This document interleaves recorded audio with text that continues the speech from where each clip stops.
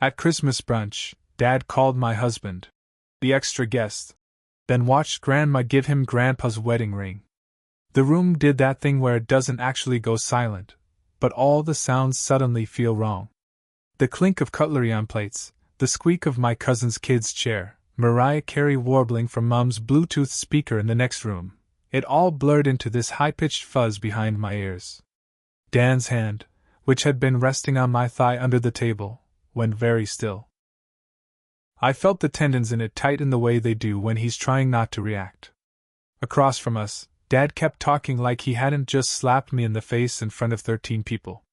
"We've got enough sausages and bacon for the regulars," he was saying, waving his fork at my brother and sister's families. "And one extra plate for our extra guests, of course." He chuckled at his own joke, like he was being charming. Grandma, at the head of the table, stopped buttering her toast. Her eyes cut to me, then to Dan, then to Dad. Something changed in her face. She put the knife down very carefully, wiped her hands on her napkin, and said in a voice that sliced straight through the fake laughter, "Actually, Peter, I brought something for the head of the table today." My stomach flipped. Dan's fingers finally moved, giving my leg one small squeeze. "Breathe," he murmured without looking at me, like we were in the middle of one of my panic attacks instead of our annual family circus. He was wearing the shirt I'd talked him into that morning, the one with tiny dark green checks that made his eyes look even softer. There was a faint grease stain near the hem from where he'd helped me with the potatoes, and seeing it there for some reason made my throat ache. He didn't say anything back to Dad. He never does. That's part of what drives Dad so mad. He has nothing to push against. Across the table, my sister Millie shot me a wide-eyed "Are we doing this right now?" look. Mum fussed unnecessarily with the jug of orange juice. And Grandma, my tiny 84-year-old grandmother in her Christmas cardigan with embroidered robins, reached into her handbag, pulled out a small, battered navy blue ring box, and held it out to Dan.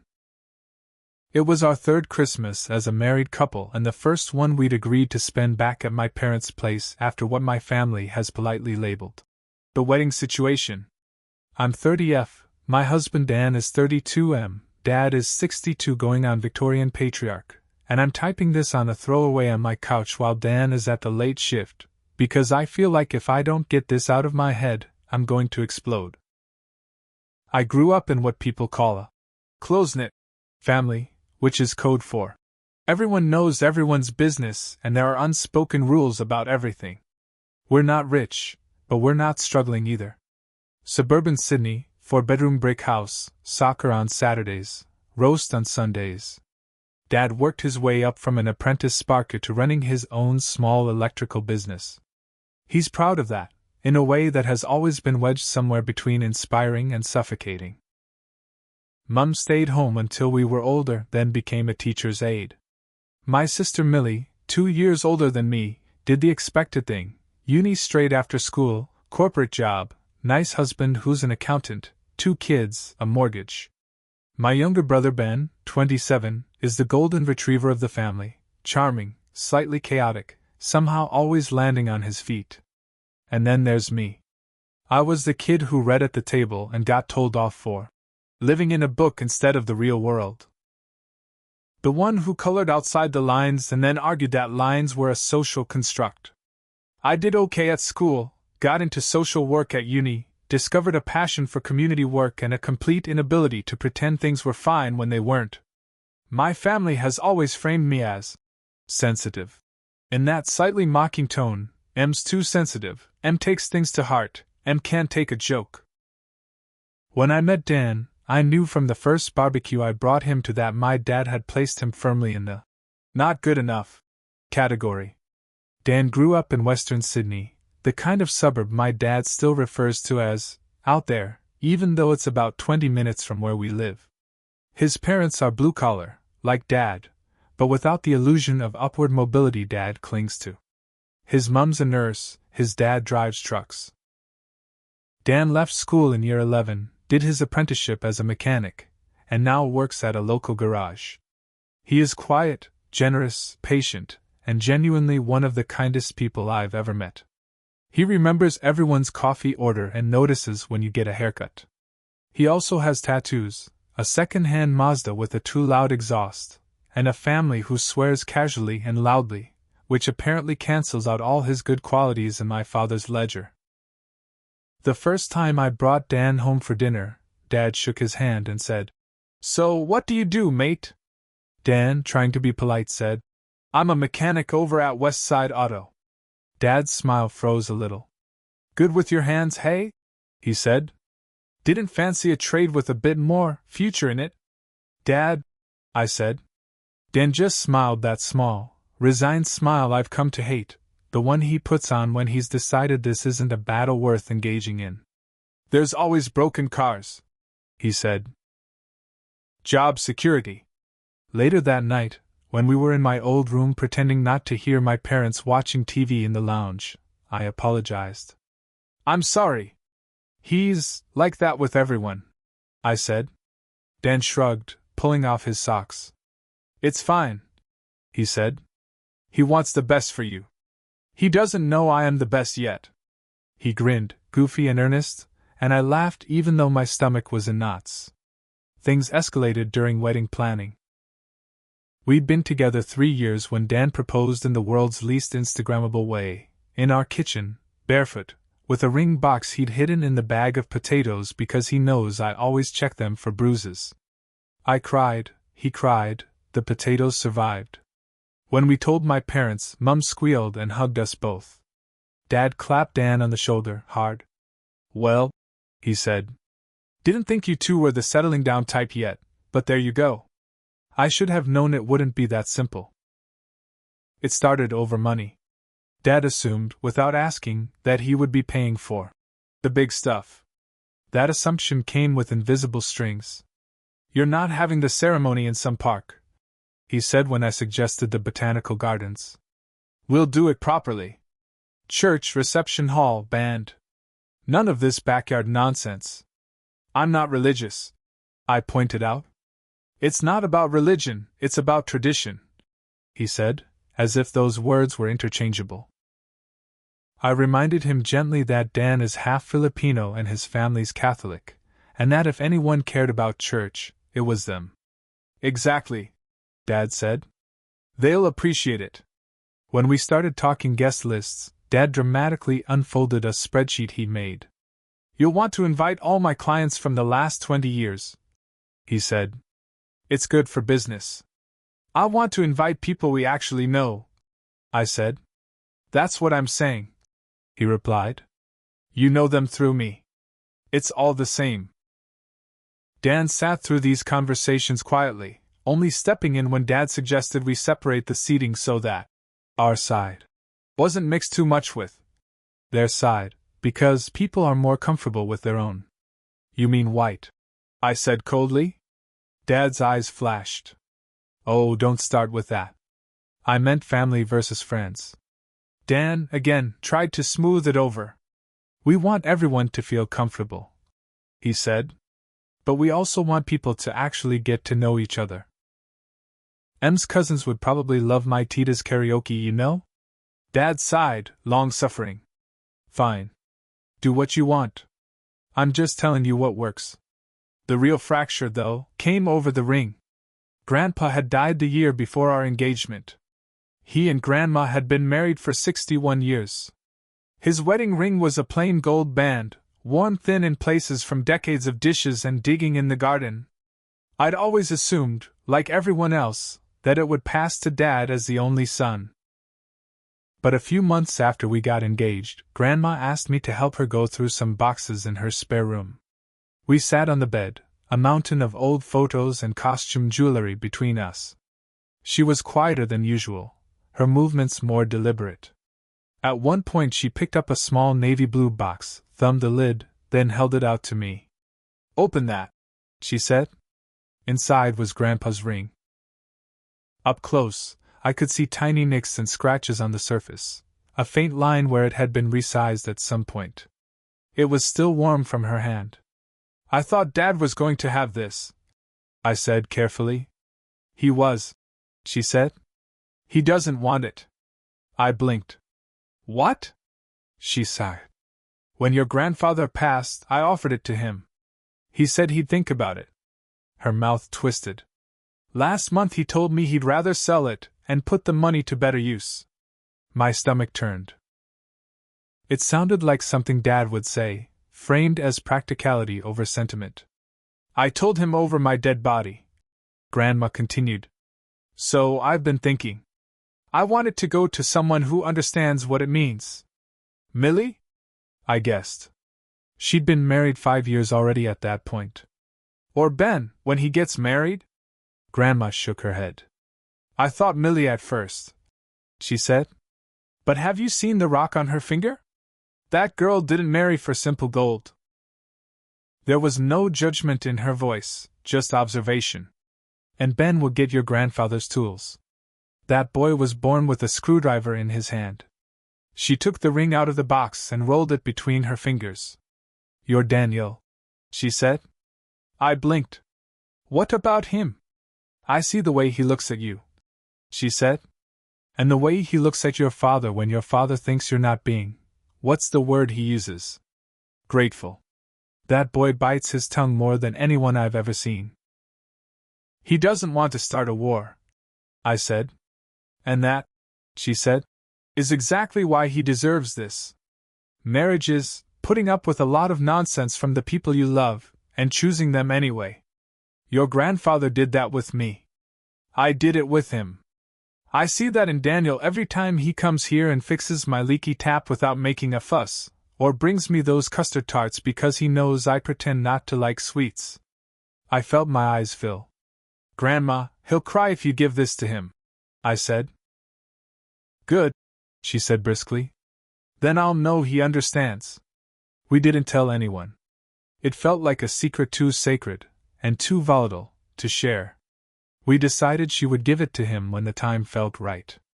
I imagine maybe on our first anniversary, or quietly one day when he came over to mow her lawn.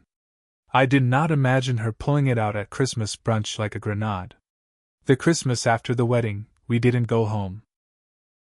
The wounds are too fresh, Millie said over the phone, trying to sound neutral, after what happened. We'd had a small wedding at a community hall instead of the big reception Dad wanted. Dan's family all came.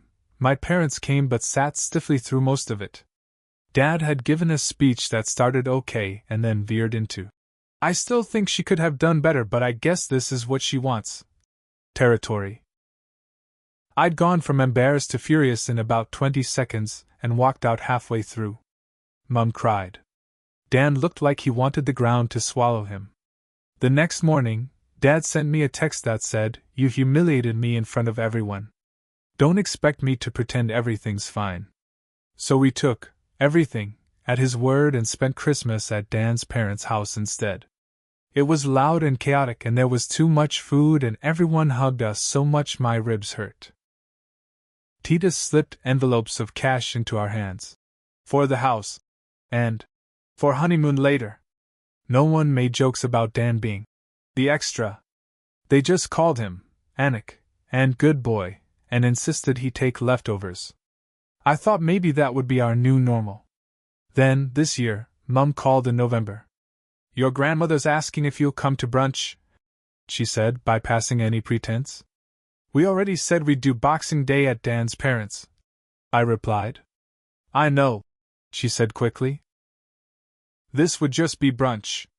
Couple of hours. She's not getting any younger, Em. That was the silent trump card in our family, Grandma.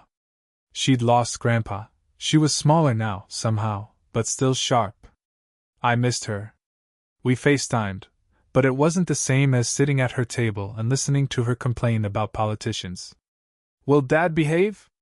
I asked. He'll try, Mum said, which was not the reassurance I wanted. When I mentioned it to Dan that night, he made a face but said, If you want to go, we'll go. I can handle your dad for a couple of hours. I'll bring noise-canceling headphones. Christmas morning, we drove over with a trifle in the boot and my stomach in my throat. Dan squeezed my hand on the steering wheel at every red light. You don't have to do this, I said at one point. He snorted. I'm not letting you go in there alone, he said. Worst case scenario, I fake food poisoning and we get to leave early. When we pulled into the driveway, I saw Dad's Uda, Millie's SUV, Ben's little hatchback, and Grandma's ancient Corolla. The front yard still had the faded reindeer Dad puts up every year, one antler hanging at a sad angle. Mum's attempt at a wreath drooped on the door. It all looked so normal I wanted to scream. Inside, the house smelled like bacon and cinnamon. Christmas music played too loudly. My niece and nephew barreled into us, yelling, "Auntie Em! Uncle Dan!" which made my chest loosen a fraction.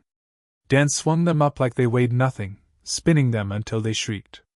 Dad was in the kitchen, flipping bacon. He nodded at us. "You made it," he said, as if we'd just casually dropped by. "Hi, Dad," I said. My voice sounded polite and thin. "Morning," Dan added. Dad didn't look at him when he answered. "Yeah," he said. "Plates are on the table. Grab one before the vultures get it." Grandma was already in her spot at the head of the long dining table, wearing a red cardigan with green buttons and a brooch shaped like a snowflake. When we kissed her hello, she held my face in both hands for a long second, really looking at me. Then she turned to Dan. "Daniel," she said, "you're thinner. Are we not feeding you enough at your house?" Dan laughed. "You're the only one who feeds me properly, Nan," he said, slipping into the family nickname he'd earned by default. She patted his cheek. "Sit near me," she said. We did. Dan sat to her right, then me, then a gap where Dad's place was set. The table was already loaded with food: toast, croissants, scrambled eggs, smoked salmon Mum had bought to feel fancy, a mountain of bacon that looked like it could give someone a heart attack on sight. Kids' Santa hats littered the chairs. Millie poured mimosas, winking at me as she spiked mine a little extra. For a brief few minutes, it almost felt okay. Ben told a story about a guy in his office falling asleep in the prayer room. Millie complained about the cost of school shoes. Mum asked Dan about work. He told her about a customer who insisted their car made a sad sound, which turned out to be a loose air freshener. People laughed. Then Dad came in from the kitchen, sat down, and reset the balance of the room by existing. He picked up his fork, clinked it lightly on his glass. "Right," he said, raising his voice slightly. "Before we all dive in." I felt my shoulders tense. Dan's hand found my leg. "I just want to say," Dad continued, "it's good to have everyone here.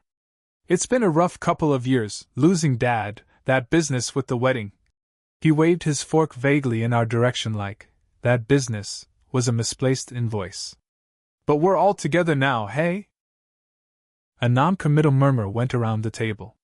"We've got Millie and Tom and the kids," he said, nodding toward my sister's little nuclear family. "Ben, still single, but we won't hold that against you." People chuckled. "Mom, of course, running the show." He tipped his fork toward Grandma. And he paused, eyes flicking to Dan for the first time properly that morning. "Our extra guest." It landed like a stone dropped in water. A few ripples of nervous laughter. Millie's eyebrows shot up. Ben coughed. Heat rushed to my face, ears burning. Extra guest. Not son-in-law. Not even Dan. Extra. Like he was a +1 I'd dragged along last minute instead of my husband of 3 years. I opened my mouth, then closed it. Part of me wanted to slam my hands on the table and say something that would finally blow this whole fragile, fake truce apart. Another part, the tired part, just deflated. Of course he would do this. Of course, in his version of this day, we were still guests in his life, not permanent fixtures. That's when Grandma set down her knife. She cleared her throat, a small, deliberate sound. "Peter," she said. One word, his name, but it held more weight than his entire speech. He turned to her automatically, like a boy caught doing something he knew he shouldn't. "Yes, Mom?" he said. "I brought something," she said. "I was going to give it to them after we ate, But since we are apparently discussing who belongs at this table. Her gaze moved slowly around the table, landing back on Dad. Let's do it now. That's when she reached into her handbag and pulled out the ring box. My heart stopped, and then started again too fast. She hadn't told me she was going to do it today. We'd talked vaguely about the right moment. This did not feel like the right moment. It felt like a moment that could turn into an explosion. She held out the box to Dan. Her hands were steady. Daniel, she said. This belonged to my husband. Dan blinked, looking between her face and the box. Nan, are you sure? He stammered. Dad frowned. Mom, what are you doing? Grandma ignored him. When your aunt told me you two were getting married, she continued, voice clear, I asked Peter if he wanted his father's ring. He said it'd be better to sell it. I decided then that it should go to the man in this family who understands what a marriage is worth. The air sucked out of the room. Mum's fork clattered onto her plate. Millie's eyes went huge. Ben muttered, holy shit, under his breath. Grandma flipped open the box. The ring glowed dully against the velvet. You have stood by my granddaughter when it has not been easy, she said to Dan. You treat her with respect that some people in this room could learn from. Her eyes flicked to Dad, then back. You are not an extra anything. You are her husband. My grandson. If anyone in this family should wear this, I believe it's you. Dan's mouth opened closed. His face had gone pale under his tan. I felt his hand tighten on my leg so hard it almost hurt. Tears burned the backs of my eyes. Nan, I can't. He started. Yes, you can, she said. Humor an old woman. He looked at me, helpless. I nodded, swallowing hard. Thank you, he said, voice rough. He took the ring with careful fingers, like it might crumble. It was too big for his ring finger, so he slipped it onto his right hand, next to the simple band he already wore from our wedding. The sight of our two rings side by side on his hand hit me like a wave. Dad pushed his chair back, the legs screeching on the tile. Mom, that ring was meant to stay in the family, he said, anger coloring his voice. It is, she said calmly. Unless Daniel plans to run off and join the circus, he is family. That's not what I mean, and you know it, Dad snapped. It's Dad wanted that. Grandma cut him off, her voice suddenly steel. Your father wanted his ring to go to someone who honors his wife, she said. He told me that the night before he died. Don't let it become scrap, he said. Give it to someone who understands. That someone should have been me, Dad said. There it was, naked, the hurt beneath the bluster. You had your chance, she said. You turned it down. He looked like she'd slapped him. Color rose in his neck. His gaze flicked from her to Dan to me. For a second, I saw something almost like fear? Vulnerability? Then his jaw clenched, and he did what he always does when he feels cornered. He went on the attack. So this is about punishing me, he said. For not, what, throwing a parade for their wedding? For not pretending I'm thrilled my daughter married a bloke with no ambition? My chair scraped backwards as I stood up, the movement surprising even me. Ambition? I said, my voice shaking. He works 6 days a week, Dad. He fixes people's cars and comes home with grease in his hair and never complains. He sat in the hospital with you when Grandpa was dying while you went outside to make work calls. Dan tugged at my shirt. He murmured. No, I said louder. I'm done letting him talk like this. I turned to Dad. You called him an extra guest in our marriage, in our life, and he's done nothing but try to be part of this family. Grandma sees that. Why can't you? Silence. Somewhere in the background, Mariah Carey carried on about all she wanted for Christmas. It would have been funny if my heart wasn't pounding out of my chest. Dad's eyes were bright. I realized with a jolt he looked less angry than lost. Because he took you away, he said, almost under his breath. The words knocked the wind out of me. I hadn't expected that. You think I wouldn't have left if I'd married someone like you? I asked. You made it unbearable to stay. You turned my engagement into a business negotiation. You made my wedding about your reputation. You pushed me away, Dad. Then just gave me somewhere soft to land. Mom finally spoke up, voice small. Peter, she said. Sit down. Please. He looked at her, then at Grandma, then at the kids, who were all staring with solemn eyes. Slowly, like an old man, he sat. The fight went out of his shoulders.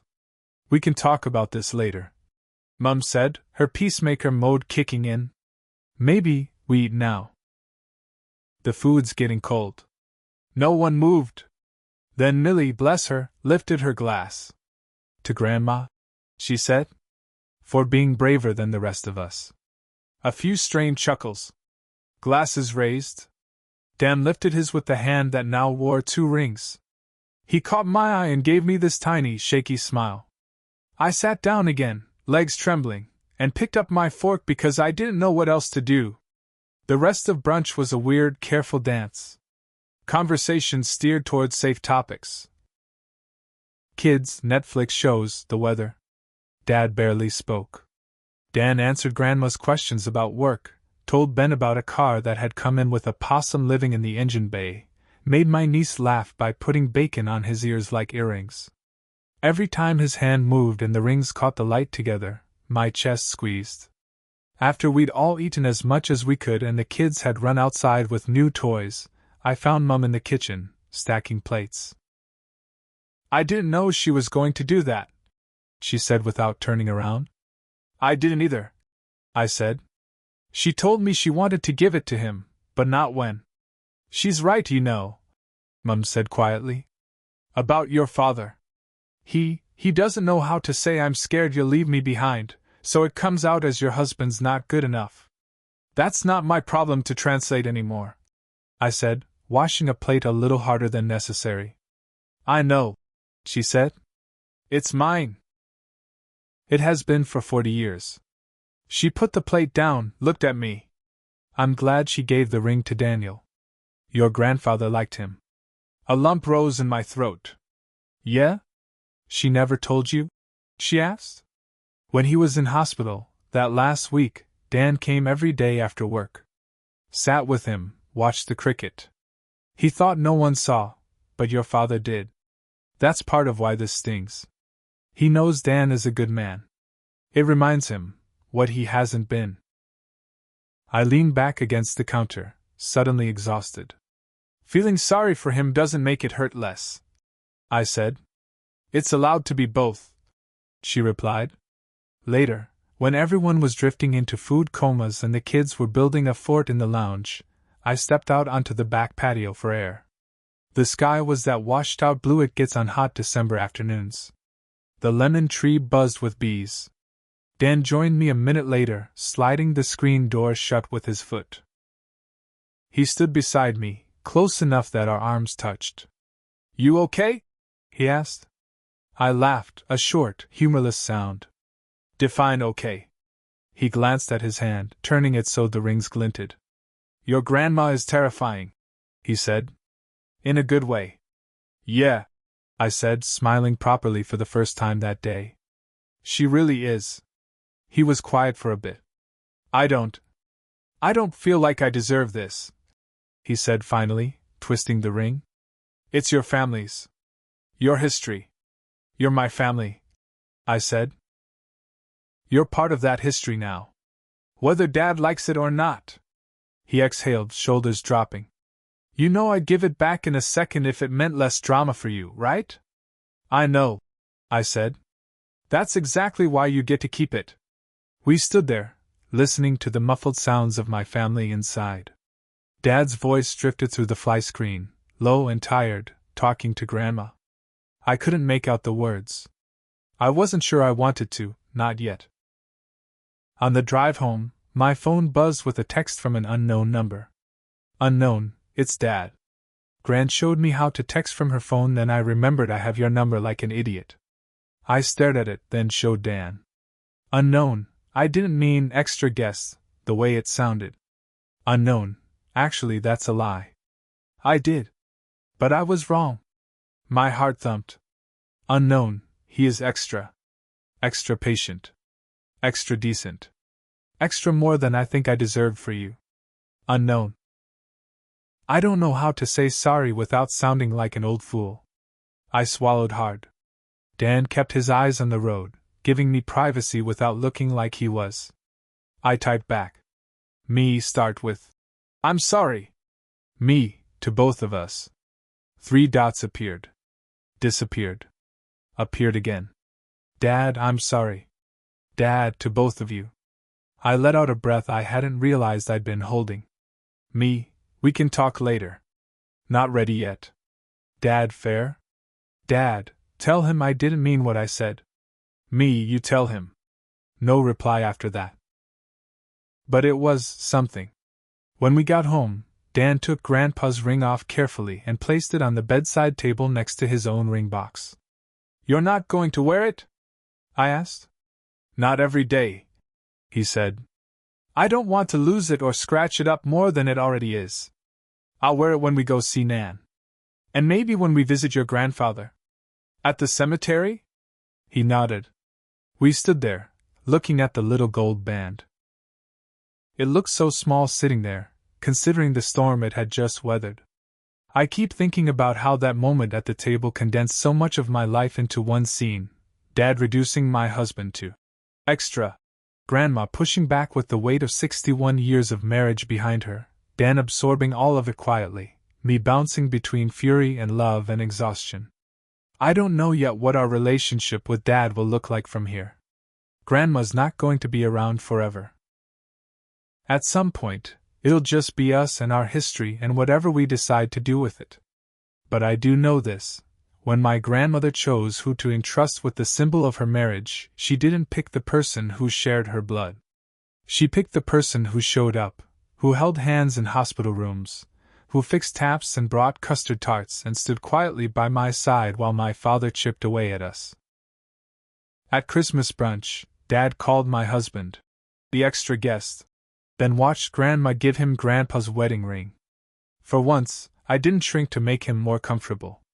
I didn't rush to smooth it over or pretend it didn't hurt.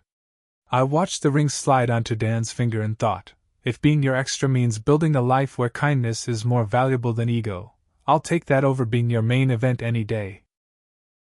And if there's one thing I've learned from all of this, it's that sometimes the people who are supposed to be your foundation end up being the ones you have to build around instead. The rest, the ones who choose you, who show up, who hand over battered gold rings at dining tables, those are the ones you build on.